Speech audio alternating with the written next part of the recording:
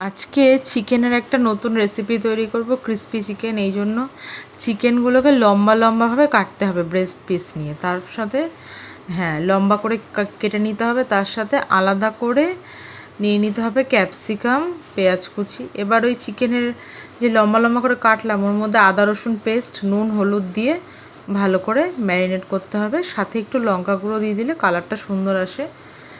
এটা ম্যারিনেট করে রাখতে হবে মোটামুটি আধ ঘন্টা মতন হলেই হবে। তার সাথে একটু ভিনিগার দিয়ে দিলে ভালো হবে। এবার একটা বাটির মধ্যে ময়দা আর ডিম নিয়ে ভালো করে গুলে নিতে হবে আলাদা একটা পাত্রে।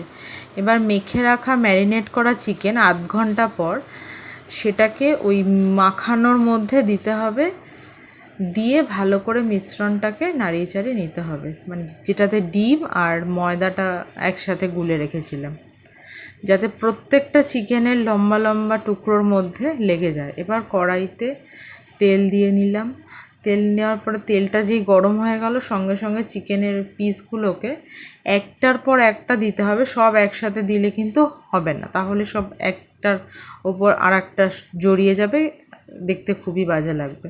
তো আমি পরপর এভাবে বসিয়ে দিলাম চিকেনের পিসগুলোকে। এক পিঠ হয়ে লাল লাল ভাজা হয়ে যাওয়ার পর উল্টে দিয়ে তেলটা ছেঁকে নিয়ে আলাদা একটা পাত্রের মধ্যে রাখলাম।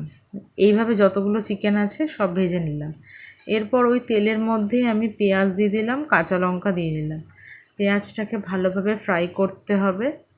যখন পেঁয়াজটা লাল লালভাবে ফ্রাই হয়ে যাবে কিছুটা, তখন এর মধ্যে একটু নুন দিয়ে দেবো, তাহলে ফ্রাইটা তাড়াতাড়ি হবে। এরপর ওর মধ্যে যে কেটে রাখা ক্যাপসিকাম কুচি ছিল সেগুলো দিয়ে দেবো। এগুলো সব লম্বা লম্বা করেই কেটেছি আমি, যাতে দেখতে সুন্দর লাগে। সবগুলো একই শেপের থাকে, তাহলে গার্নিশিংও সুবিধা হয়। এরপর আমি একটু সয়া সস দিয়ে দিলাম কালারের জন্য, যা দেখতে খুব সুন্দর হয়। এরপর একটু টমেটো কেচাপ দিয়ে নিলাম। আমি কিষানের টমেটো কেচাপটা ইউজ করি, কারণ এটা খেতে খুব টেস্টি হয়।